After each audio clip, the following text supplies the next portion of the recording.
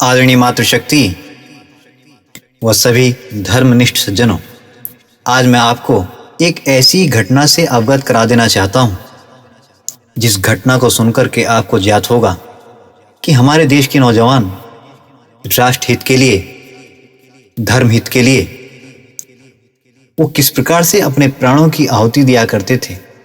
आज मैं आपके समक्ष में वीर हकीकत राय के विषय में जो चर्चा प्रस्तुत कर रहा हूं, उसको आप ध्यान से सुनिए। यह घटना सियालकोट की है। कहते हैं जिस समय एक मौलवी मदरसे में कुछ बच्चों को अरबी फारसी पढ़ाता था। एक दिन मौलवी किसी कार्य से बाहर गया हुआ था। मदरसे में कुछ मुसलमान लड़कों ने हकीकत राय, जो एक भागमल नामक छत्री का बेटा था, उसे छेड़ना आरंभ कर दिया। उन बेशर्म मुसलमान लड़कों ने सती श्रोमणी सीता माता और दुर्गा देवी को भद्दी भद्दी गालियां दी और उनके चरित्र पर कलंक लगाया। जब सभी मुसलमान लड़के सीता जी और दुर्गा जी को गाली दे रहे थे और हकीकत राय को चिढ़ाकर उसके आसपास नाच रहे थे, तो हकीकत राय से यह सहन नहीं हो पाया। उसके क्षत्रिय खून में उबाल आ गया। यह स्वाभाविक भी था।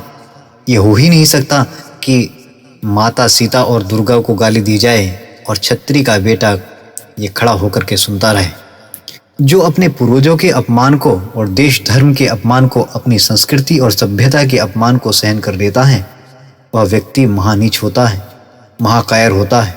ऐसे कायर अपनी कायरता को सहनशीलता का जामा पहनाकर अपनी कायरता को छुपाना चाहते हैं, जो कि एक बड़ा धोखा है। वीर हकीकत राय को यह पता था कि इस मदरसे में मुसलमान लड़के बहुसंख्यक है। सैकड़ों लड़कों के बीच में मैं अकेला हिंदू हूं। ये मेरा कत्ल भी कर सकते हैं और इनको कोई दंड देने वाला भी नहीं है, क्योंकि मुसलमानों का राज्य है और ये हिंदुओं को मारना अपराध नहीं बल्कि पुण्य समझते हैं। परंतु वीर हकीकत राय ने अपने मन में फैसला कर लिया था कि मुझे मृत्यु ही स्वीकार है, पर माता सीता का अपमान स्वीकार नहीं है, और मैं माता सीता के अपमान का बदला अवश्य लूंगा। बस हकीकत ने भी मोहम्मद साहब की बेटी फातिमा को 2-4 गालियां दे दी। मदरसे में झगड़ा चल ही रहा था। उसी समय मौलवी आ गया। सारे मुसलमान लड़कों ने मौलवी को घेर लिया और शिकायत की, इस काफिर हकीकत ने हजरत मोहम्मद की बेटी को गालियां दी हैं। मौलवी ने हकीकत से पूछा कि हकीकत, क्या वास्तव में तूने गालियां दी हैं? और यदि गालियां दी हैं तो क्या दी है? मासूम हकीकत ने कहा, पहले आप इन मुस्लिम लड़कों से पूछ लो, यही बता देंगे मैंने क्या गाली दी है। और जो इन्होंने मेरी माता सीता को गाली दी है, वही मैंने फातिमा को दी है। इतना सुनते ही उस मौलवी ने हकीकत राय की खूब पिटाई की, परंतु वो मौलवी उस पिटाई से संतुष्ट नहीं हो पाया। उसने सारा हाल लिख करके काजी के पास भेज दिया। काजी ने आदेश दिया कि यदि हकीकत मुसलमान बन जाए तो उसको छोड़ दिया जाए, वरना उसका कत्ल कर दिया जाए। कहते हैं कि मुकदमा तामील के लिए सियालकोट के हाकिम अमीर बेग के पास भेजा गया। हकीकत के पिता भागमल ने अमीर बेग से कहा कि बच्चे तो आपस में लड़ते ही रहते हैं और थोड़ी देर के बाद सब एक हो जाएंगे। इतनी छोटी सी बात पर फांसी की सजा उचित नहीं है। यह बच्चों की लड़ाई है। कहते हैं कि भागमल की बातें सुनकर के अमीर बेग ने एक बार ये सारी बातें काजी को बताई, परंतु काजी ने अमीर बेग की एक बात ना सुनी। कहा कि तुम्हें कुरान के आदेश में दखल अंदाजी करने का कोई अधिकार नहीं है। अमीर बेग ने इस घोर अन्याय को टालने के लिए हकीकत राय का चालान लाहौर के सूबेदार के पास कर दिया। हकीकत राय के साथ उनके माता पिता और हकीकत की छोटी सी मासूम पत्नी और लाहौर के सैकड़ों स्त्री पुरुष लाहौर गए। सभी ने काजी से हकीकत को दोष मुक्त करने की प्रार्थना की, परंतु काजी ने सबकी प्रार्थना को ठुकरा दिया। जब काजी किसी प्रकार भी न माना तो सूबेदार ने हकीकत का सर काटने की आज्ञा दे दी। यह सुनते ही हकीकत की माँ चीख मारकर हकीकत से लिपट गई और फूट फूट कर रोने लगी और रोकर कहने लगी, बेटा तू मुसलमान बन जा।